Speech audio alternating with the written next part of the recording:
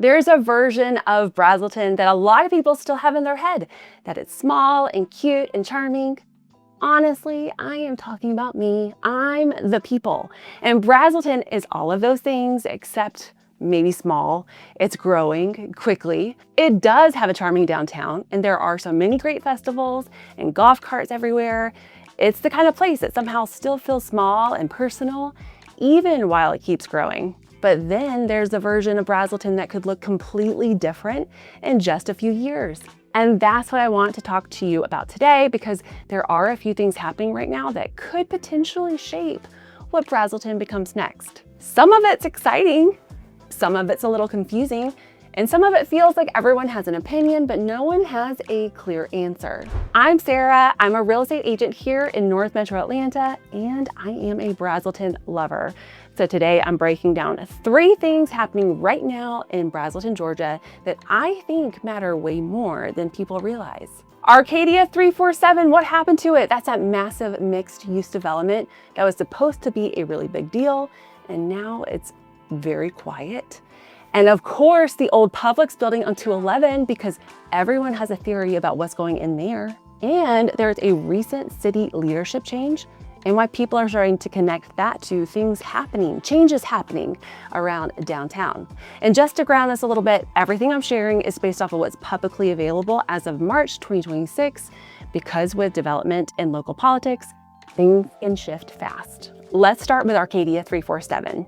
Because if this actually turns into what it was originally pitched to be, this is the kind of project that doesn't just add to an area, it reshapes it. Arcadia 347 has been marketed as a large, master-planned, mixed-use development right here in the Braselton-Buford corridor on Friendship Road, right across from the Braselton campus of Northeast Georgia Medical Center. We're talking over 100 acres, residential, retail, office, potential hotel.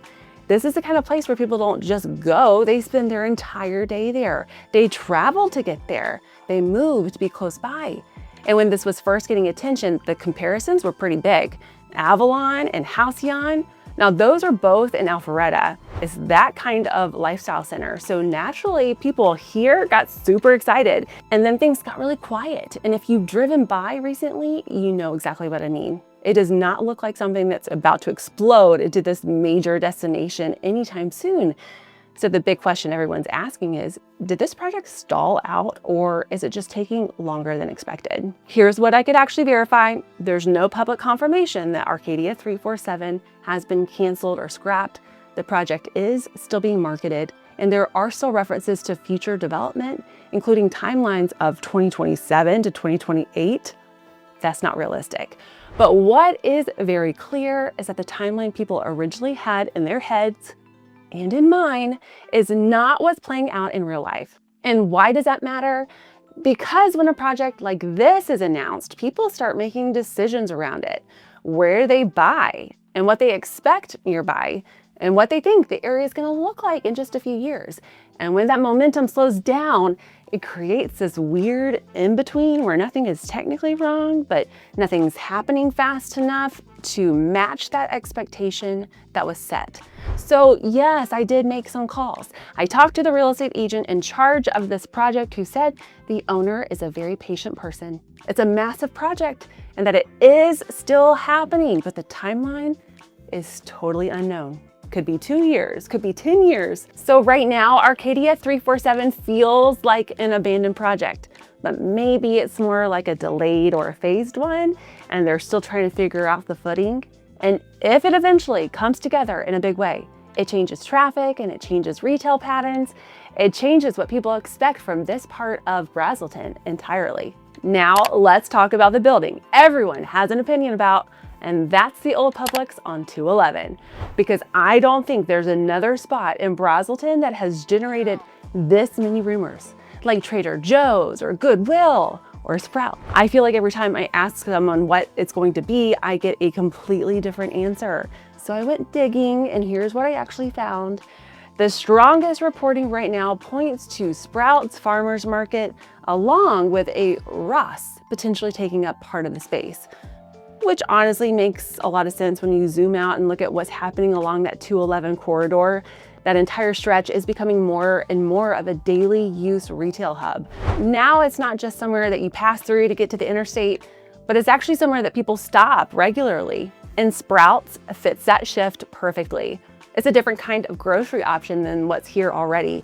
And Sprouts locations tend to follow growth, and it usually signals that an area is attracting a certain type of buyer and household.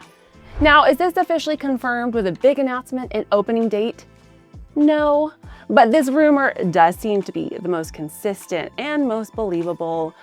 Right now, Sprouts feels like the most realistic direction that this is heading, which if that happens, it's one of those changes that we'll all feel in our everyday life. And side note, if anyone knows a contact at Trader Joe's, please let them know that Braselton should be their next stop because there is a ton of interest for one here. Now, this next part feels a little more spicy. Earlier this year, Braselton made a major leadership change. The longtime town manager who had been part of the town's growth for decades was let go in January. It seemed surprising and sudden. And then within a few weeks, a new town manager was brought in. Here's the part that people are really paying attention to. Shortly after that, the Braselton Antique and Artisan Festival announced it was leaving Braselton altogether.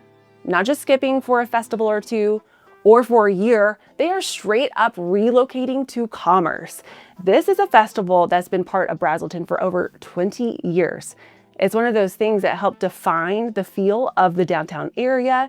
It brought people in from all over. It supported local businesses in a huge way. It created energy that you can't really manufacture. And the organizers of the festival said the move came down to new event requirements from the town that created a cost that just didn't make sense for them anymore. So now you have two things happening back to back, a leadership change and a long-time community event leaving. And naturally, people are wondering if those dots are connected. To be clear, there is no public statement directly tying those two things together, but when something like this happens in a town that people care deeply about, it does get attention because it raises a bigger question. Not just what happened, but what direction is Braselton heading in? None of these stories live on their own. They all connect. Arcadia 347 is about long-term vision. The old Publix building is about everyday convenience and retail growth. And the leadership shift is about culture, direction, and how decisions for the city's future are being made. And that's really what this comes down to. Growth isn't the question. Braselton is growing. That part is not up for debate. The real question is, what kind of growth does Braselton want to be known for? Because every town can grow, but not every town keeps the thing that made people fall in love with it in the first place. And that is the magic of Braselton. And I sure hope those in charge work really hard to maintain that. So to recap, here's where things stand right now. Arcadia 347, still technically alive, but who knows when it will come. The old Publix building on 211 is most likely a Sprouts and a Ross. And downtown Braselton is going through a shift right now that people are starting to notice. And if you live here or you're thinking about moving here, this is exactly the kind of stuff you want to be paying attention to. So if you have comments or opinions or inside info you want to share, drop them in the comments below and fill me in. Thanks so much for watching. I'll see you in the next video.